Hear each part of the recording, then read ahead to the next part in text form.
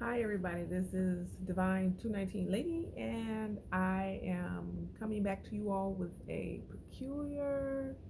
I can't understand what type of dream this was, but I felt encouraged to put this here on this YouTube channel. So, if anybody has any insight, I'm going to give it to you exactly how I remember it.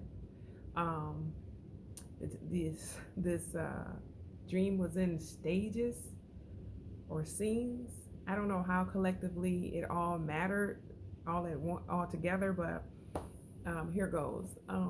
The first part of the dream, it consisted of an older man. He was Caucasian, bald head, well, slightly bald at the top here on the sides. He was in casual attire, and he was supposed to make a copy for me. I can't remember the document. During the dream, I knew exactly what the document was, but when I woke up, I couldn't recall what the document was. But he was supposed to make a copy for me, but he kept procrastinating. So I guess another day had come by, and I asked him again about this copy.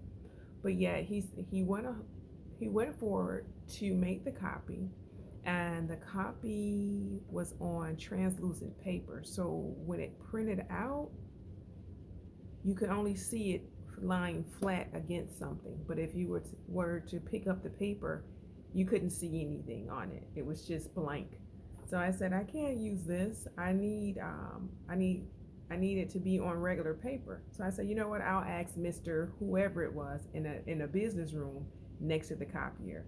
So when I went to go do that, he says, no need to go bother him. He's slow about everything. I'll get it done. I'll get it done. So what he did was the guy in the other room, same type of guy, older guy, same attire, but different clothes, but the same makeup, same kind of hair and everything, just two different people. He said, "What is it that you're trying to do?" I said, "Make a copy. It was made on a translucent paper, and I can't use that." So he said, "Oh, okay." He looked over it and made a copy and gave it to me, my hard copy. Now that's scene one. Scene two, I ended up, um, oh my gosh, it was beautiful. I was standing. Okay, so let me set up the scene. I'm just going to say it's called the atmosphere, but I'm going to set up the scene. If you've ever flown in an airplane and when the airplane went over the clouds and you can see the clouds below you, that's the scene I was placed in. I was over the clouds, but not. So I had the first thought when I woke up, as above, so below. As above, so below is what it first came out to be when I woke up. But okay, going back to the dream. So that's my platform over the clouds. However, the view was like endless. Just the clouds, the beauty of it, the blue sky, everything was endless. But as I looked down under me, there was water like right at my feet. Like I had a circular on the left side, a circular like a pond. It was a nice sized pond, but the clouds were in the pond, so was the water. I don't know if you guys can imagine that. Pond on the left, smaller pond, but it was big enough with clouds in it, but also water. To the right of me was a big gigantic pool or pond within the clouds, and the clouds was inside that pond with the water. Now I have one on my left and one on my right. Okay, in front of me was this well nourished tree, green. The bark was nice and thick, coming out of, I can't even say the ground because there was no grass, and it was just flourishing. It was just green and a shaded tree, a tree that you can stand under for shade. So as I'm looking across what seems like infinity for this atmosphere, I noticed there's a guy with wavy hair. He was Caucasian as well, and he was throwing ball, like playing catcher.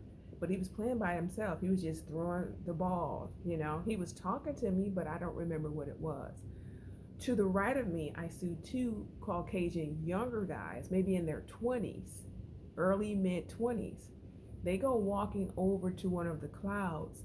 But as you walk over there, I say, guys, be careful because you might fall. That was the first thing I said. But they said it was a cliff there. And over the cliff was more clouds. But you can see the cliff or the dip from the clouds. At the same time, everything was still level. I can't explain it. But they stepped down on that cliff just a little bit because it was a landing and they were looking over and down. So I'm like, what in the world?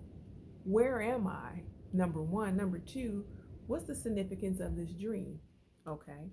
Now, as I'm looking at them and I can obviously see that there is a partition or a cliff or a separation, but you can't just tell just by looking forward or outward in the atmosphere. You have to get closer to it to see that cliff. I'm wondering, how am I above where clouds are, but at the same time, my feet is where water is.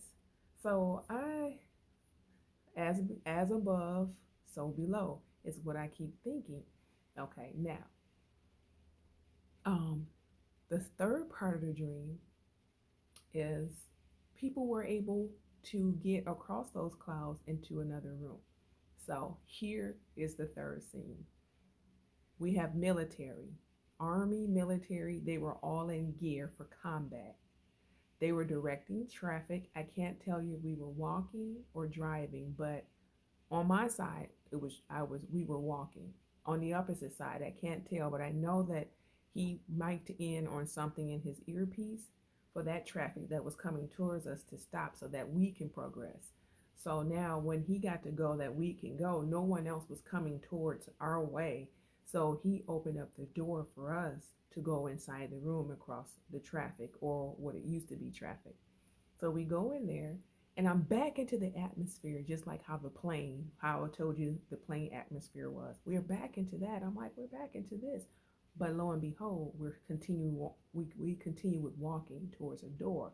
So we all get towards this door and we open the door, and in the door was nothing but clutter. Desks, chairs, cabinets. You couldn't even get in the door. So I said, well, what's the point of telling us to come this way and we can't even get through? So we turned around to go back. Someone's coat caught a piece of glass on the door and ripped it, and that coat, part of that coat remained there on that glass. And I said, well, they're going to be able to identify us. I don't know why I said that. So now, I don't know if you guys know who Phylicia Rashad is off the Huxtables. I think that's what it's called. I can't remember that old show, the Cosby Show or something like that. I don't know. But Phylicia Rashad, it was a lady that was similar to her. She had on a long dress or a long skirt and this flowy top. Her hair was down. She had the front kind of pinned up, and she was the sweetest that she could be. But she was sinister and she was evil. And she kept telling everybody, all you have to do is repent. But it was in a cunning, manipulative way to get what she wanted, because the repenting was for whatever she was trying to do. It was not for the purpose of God or Jesus. It was for the cunning and manipulation that she was underhandedly trying to do. But she was trying to project herself as sweet and innocent. But she kept saying, that whole dream, that part of it was just evil and sinister. Everything about that part. She was like, all you have to do is repent. You guys, come on now. Everybody needs to repent. So now we enter into a store. She walks away, and we're at a store filled with candy. And so there's someone at the counter, two people at the counter, and then it's me and the other people that was with me that we just left the atmosphere. So first thing the young lady in front of me says is, they have no more chocolate. There's no more chocolate anywhere. Look around, there's no more chocolate. And I'm thinking like, what is she talking about? So when she walked to the counter, the person at the counter was holding a Carmelo bar, but there was no chocolate in it. But it was filled like it was a Carmelo bar inside the wrapper. So I looked down and I said, well, there's a Carmelo bar. How does it not have chocolate?